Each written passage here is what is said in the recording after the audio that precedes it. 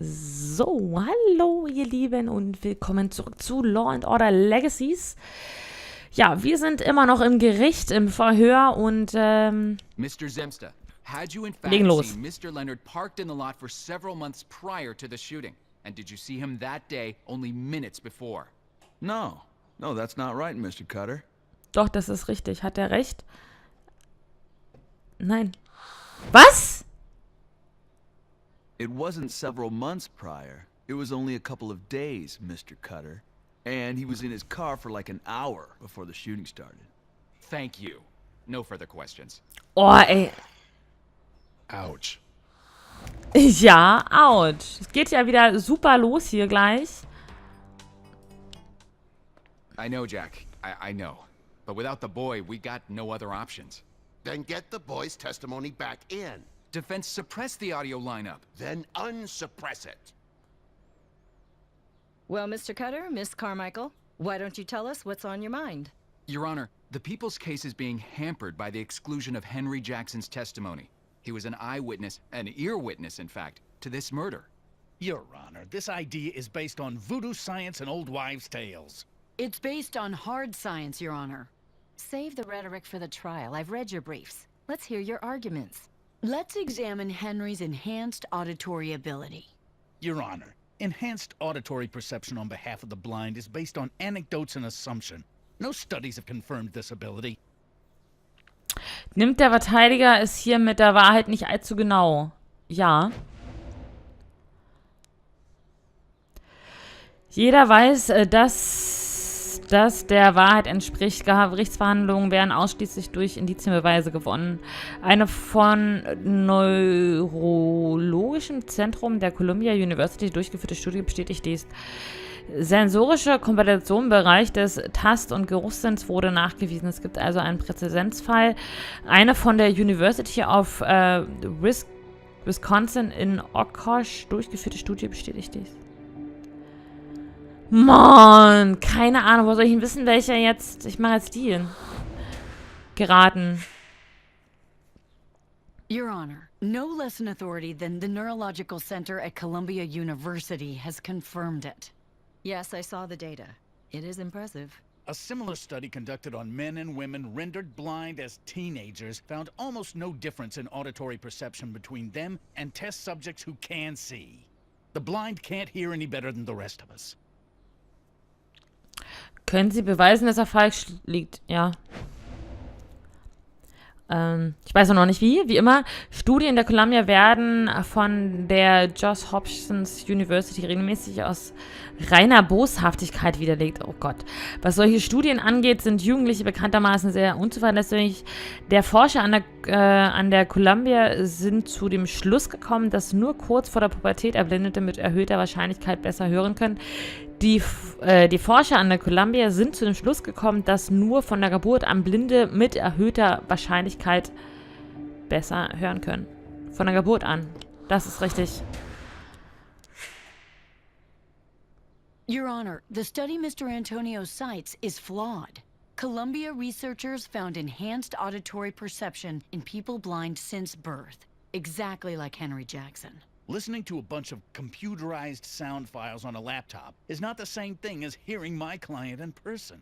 It was probably a terrible quality file. There was no consideration for the actual location. Who knows what Henry heard? Können Sie das Gegenteil beweisen? Ja. Oh, jetzt weiß ich noch nicht so ganz wie. Der Junge durfte sich die Sprachaufnahmen mehrfach anhören, bevor er sich entscheiden musste. Audio-Gegenüberstellungen sind sogar aussagekräftiger, weil der Zeuge sich die Verdächtigen hintereinander anhören kann, anstatt sie alle gleichzeitig zu betrachten. Die Sprachaufnahmen wurden gefiltert, um die Akustik des Parkplatzes und die ungefähre Entfernung des Sprechers vom Jungen in Betracht zu ziehen. Die Sprachaufnahmen wurden in Stereo abgespielt. Ich glaube, die wurden gefiltert, ne? War irgendwas. Your Honor, a police technician will testify that great care went into the preparation of those audio files. They were adjusted to take into account the acoustics of the parking lot and the distance of the speaker from Henry Jackson. The sound files presented were very authentic. You're welcome to review them yourself, Your Honor. All right, I've heard enough. You did your homework, Miss Carmichael. The court is satisfied that the audio lineup serves as reliable evidence. Henry Jackson is back in. Yes. Sehr schön. Hey, Henry. Olivia! You recognize me? Sure, I'd know your voice anywhere. You know, you don't have to do this if you don't want to, Henry. I want to. Hi, Henry. Abby's nice, but that other lawyer doesn't want people to believe your story. He may be kind of mean to you. I'm not scared of no lawyer. Ready? Good luck, Henry. I'll be watching. Na, sehen wir mal, was Can passiert. you tell us what happened when you got to the parking lot? I heard some boys yelling, fighting. Mama, she tried to get us into the store, but then the shooting started.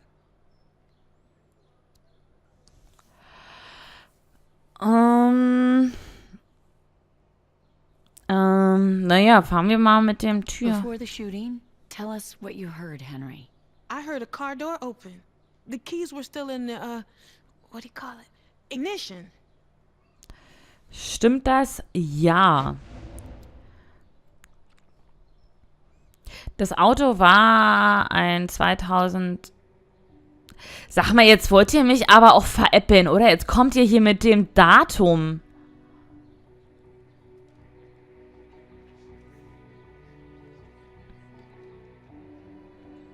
Sorry, wollt ihr mich verarschen? Ich habe jetzt hier 3 Dodge Charger. Wo soll ich denn wissen, was für ein Jahr das war? Keine Ahnung. Ich meine, 2012 war es aber bestimmt falsch. Could you recognize what type of car it was? Yeah, it was a Dodge Charger, 2011. Ja, super. Weiß er das ganz genau? Ja. Erinnert sich an den Wartung, weil seine Mutter auch ein Charger fuhr. Erinnert sich an den speziellen Wartung, weil mal ein Freund bei der Reparatur und dessen. Das ist richtig. Ja, aber das war wirklich ja gerade fies gerade. Also das Jahr. Es wurde auch, glaube ich, nur einmal irgendwann mal erwähnt. Dann fragen wir mal nach Nina. Mr. Leonard said Nina. Did he say anything else? No, he didn't. No warnings to the gang. No shouting like he was trying to defend himself. Just that word, Nina. That's it. I'll never forget his voice. Können wir die Aussage des Jungen bestätigen? Stimmt, irgendwie. Der Junge hat Mr. Leonards Stimme eindeutig identifiziert, nachdem er ihn vor Gericht gehört hat. Bei der persönlichen Gegenüberstellung hat der Junge eindeutig Mr. Leonards Stimme als die des Mannes identifiziert, der Nina gerufen hat. Das ist richtig, glaube ich, oder? Der Junge durfte dem Verhör von Nein, nachdem er eine Audioaufnahme von ihm gehört hat. Ach! Ja, natürlich. Entschuldigung. Hätte ich ja fast das Falsche genommen. Es war natürlich die People's Audioaufzeichnung. Exhibit G. An audio lineup conducted under strict conditions where Henry Jackson identifies Scott Leonard's voice as the one he heard when his mother was shot. So, dann gucken wir mal hier. So, at some point, your mother said, no, there's no call for that. Is that correct? Yeah, Who was she talking to, in your opinion? Mr. Leonard.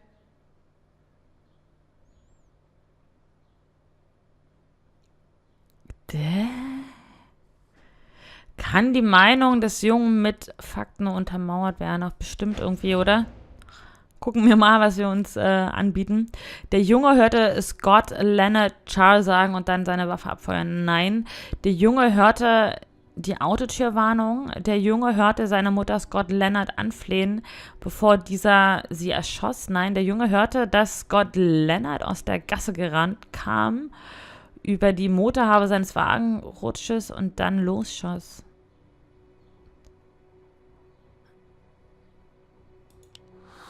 Kann ja nur die Warnung gewesen sein. Kann ja gar nichts. You know this how? He must have got out of the car after the shouting started, because I heard that door chime to his charger. Then my mama yelled at him. Then I heard him shoot. Thank you, Henry. So, haben wir auf jeden Fall mal wieder ein paar Punkte gemacht. Jetzt kommt aber wieder das, was ich nicht kann, nämlich das Kreuzverhör. Henry, Let me first say that I'm terribly sorry for your loss. Henry, you've been completely blind since birth, correct? That's right.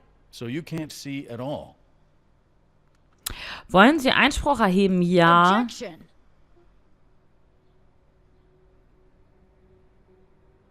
Asked and answered. Sustained. My apologies. Were you scared, Henry? Yeah. What about your mother? Was she scared? Ja. Objection, Your Honor. Verleumdung, Mutmaßung.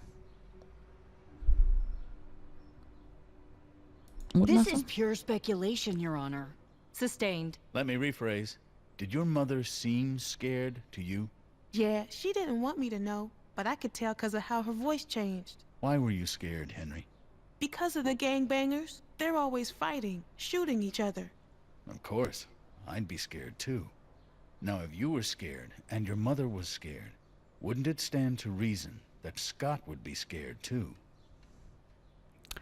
Wollen Sie Einspruch erheben? Ja. Objection, Your Honor. Das ist natürlich auch nur eine Mutmaßung.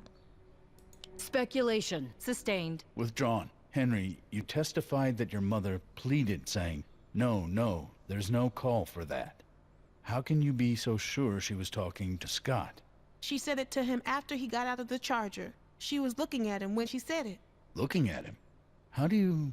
Couldn't she have been looking at the gang members, or looking towards the store? She was trying to drag you inside for your own protection. I suppose, but that's not what happened.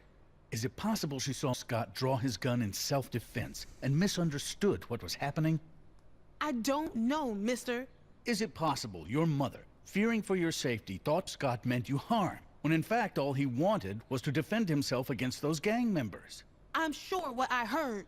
That's not how it happened. How can you be so sure? The fact is, we'll never know what she was thinking those last few moments of her life. Yeah, because Mr. Leonard killed her. Scott was trying to save her life. He might very well have saved yours.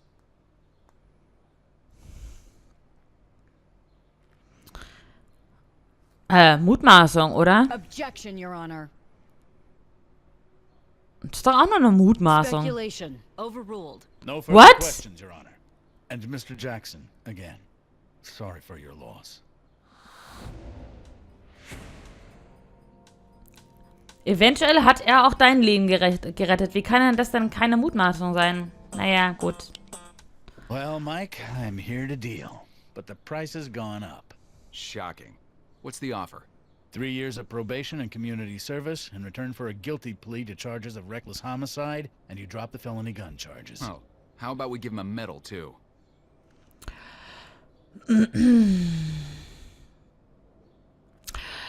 Grob fahrlässige Tötung 10 Jahre im Hochsicherheitstrakt. Na gut, das halte ich auch ich für ein wenig zu sehr. Grob fahrlässige Tötung 10 Jahre im leicht bewachten Vollzug.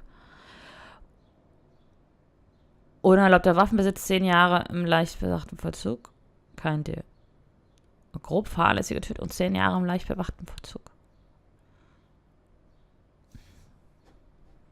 Oder kein Deal. Aber ich meine, es war ja...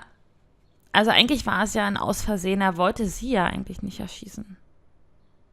Aber er wollte eigentlich die Gangster erschießen, was auch nicht besser macht. Was machen wir denn? Guck mal, was passiert. Homicide, 10 years. Buddy serves in a minimum security prison, plus counseling. We do have a heart, despite rumors to the contrary. How about a different deal? 5 years. Reckless homicide, eligible for parole in 3. Nein. I'm not seeing this happening. Sorry, no dice. We'll see you in court. Ja, sorry. Mr. Leonard, why don't you tell the jury what happened on the night of April 12th? I regret those events. I regret them deeply. But they didn't happen the way Mr. Cutter says they did. Not at all. Explain for us.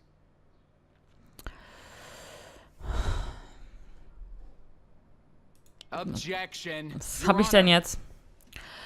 Mutmaßung, zurückgezogen, Verleumdung und Hörensagen.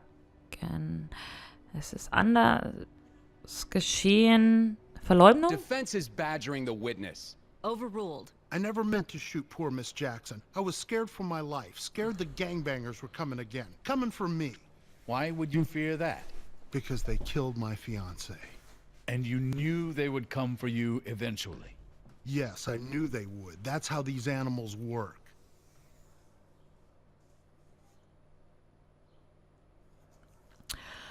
Wir machen hier eine kurze Pause, Leute. Ich weiß, es ist ein denkbar ungünstiger Moment, aber wir machen das. Ich danke fürs Zuschauen und freue mich, wenn ihr bei der nächsten Folge wieder mit dabei seid. Bis dann. Tschüss.